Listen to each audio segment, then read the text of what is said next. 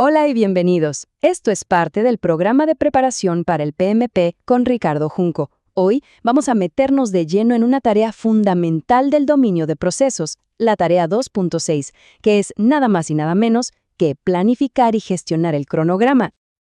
A ver, arranquemos con la pregunta del millón, esa que nos quita el sueño en cualquier proyecto. Bueno, ¿y para cuándo va a estar listo?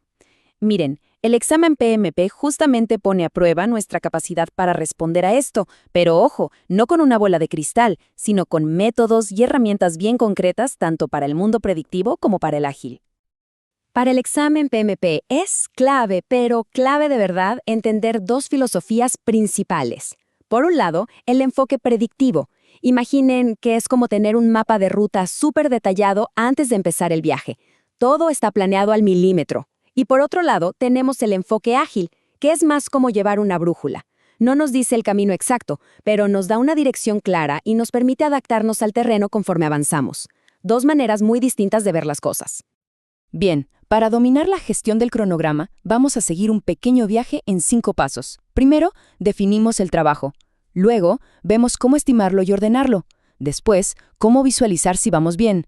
Acto seguido, cómo manejar los cambios y cerramos con las claves de oro para el examen. ¿Listos? Perfecto. Entramos a la primera sección. Antes de pensar en fechas o plazos, hay que tener clarísimo qué es lo que vamos a hacer. Y es justo aquí donde vemos la primera gran división de aguas entre el mundo predictivo y el mundo ágil. En el lado predictivo, la herramienta estrella es la estructura de desglose del trabajo, o WBS. Piensen en ella como si desarmáramos un motor pieza por pieza. Tomamos el proyecto completo y lo descomponemos en partes cada vez más chiquitas y manejables.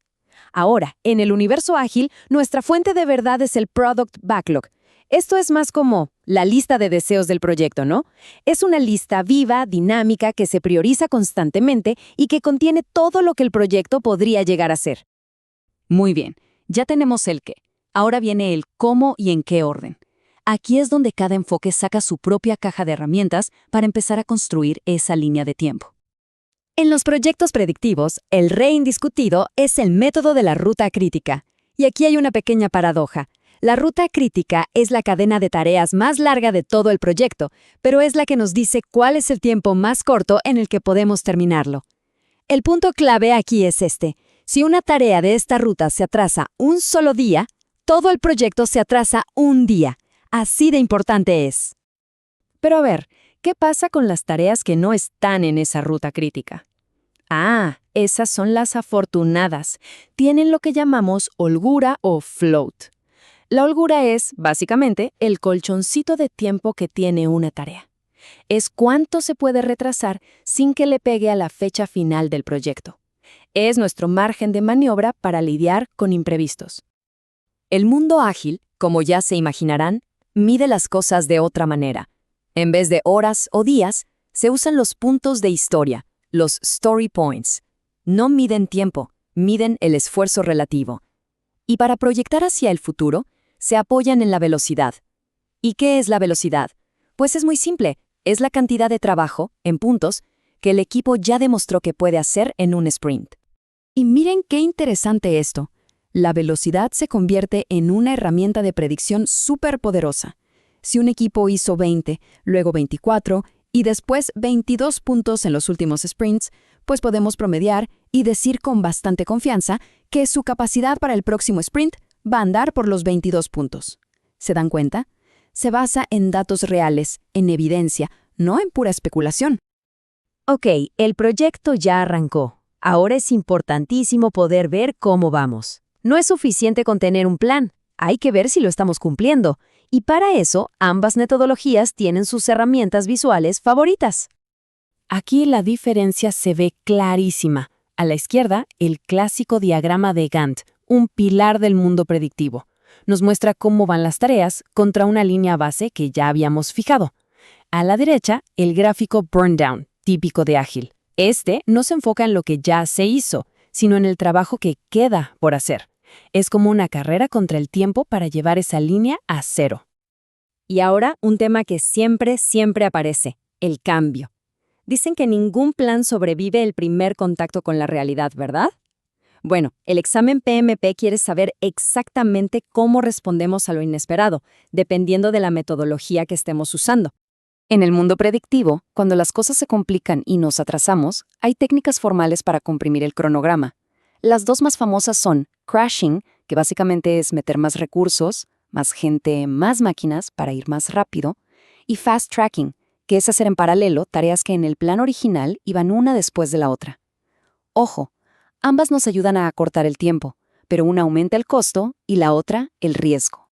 Por el contrario, en los métodos ágiles, el cambio no es una crisis, es parte del ADN del proceso. El cambio se gestiona de forma natural. El Product Backlog se puede volver a priorizar cuando sea necesario, los ciclos cortitos nos permiten adaptarnos súper rápido y las demos frecuentes nos dan feedback constante. De hecho, el Product Owner actúa como un comité de control de cambios, pero integrado en el equipo. Bien, ya vimos los conceptos. Ahora vamos a lo práctico. ¿Cómo usamos todo esto para romperla en el examen PMP? El truco está en aprender a leer las señales que nos dan las preguntas situacionales. Esta tabla es oro puro para el examen. Es como nuestro traductor simultáneo. Si en una pregunta leemos WS, ruta crítica, línea base, ¡listo! Ya sabemos que estamos pensando en modo predictivo. Pero si aparecen palabras como Product Backlog, Sprint, velocidad, Product Owner, cambio de chip, estamos en territorio ágil. De verdad, saber reconocer estas palabras clave es el primer gran paso para no caer en trampas y elegir la respuesta correcta. Y no hay que olvidar este dato que es crucial. El examen PMP está prácticamente partido a la mitad. Cerca del 50% de las preguntas va a ser sobre enfoques predictivos y la otra mitad sobre enfoques ágiles o híbridos. Así que es vital, pero de verdad vital, dominar los dos mundos. No podemos darnos el lujo de ignorar ninguno. Y con esto cerramos nuestro análisis de la tarea 2.6. Esto fue parte del programa de preparación para el PMP con Ricardo Junco. Muchísimas gracias por acompañarnos. Para terminar, las dejamos una pregunta para reflexionar en el próximo desafío, ya sea profesional o de estudio. ¿La situación que tienen enfrente necesita un mapa detallado o más bien una brújula ágil? ¿Saber elegir la herramienta correcta? Esa es la verdadera esencia de una gestión de proyectos exitosa.